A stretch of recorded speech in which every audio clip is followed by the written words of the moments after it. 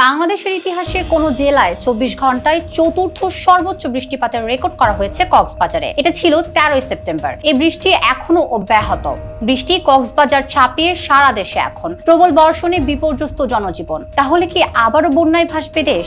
আবহাওয়া অধিদপ্তর বলছে বঙ্গোপসাগরে সৃষ্ট একটি নিম্নচাপ বাংলাদেশের ভূখণ্ডে উঠে পড়েছে, যার ফলে আগামী ২ থেকে ৩ দিন দেশের উপকূলীয় অঞ্চলে ভারী থেকে অতি ভারী বৃষ্টি হতে পারে। রাজধানী সহ দেশের অন্যান্য জায়গায় ২ দিন বৃষ্টি হওয়ার সম্ভাবনা রয়েছে।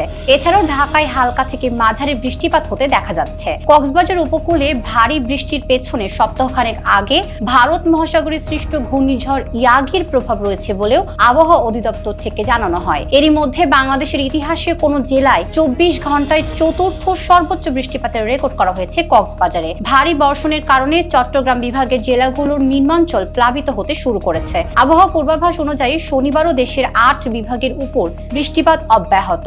বন্যা পূর্বাভাস ও সতর্কীকরণ কেন্দ্র বলছে, আগামী ২ দিন ধরে চট্টগ্রাম ও সিলেট বিভাগের নিম্নাঞ্চল বন্যায় প্লাবিত হতে পারে। বিশেষ করে চট্টগ্রাম, কক্সবাজার, ফেনী, লক্ষ্মীপুর, কুমিল্লা, নোয়াখালী, বান্দরবান ও খাগড়াছড়িতে স্বল্প মেয়াদী বন্যা হতে পারে। তবে আগামী ৫ দিনের মধ্যে ওই অঞ্চলের বেশিরভাগ নদ নদীর পানি নামতে শুরু করবে।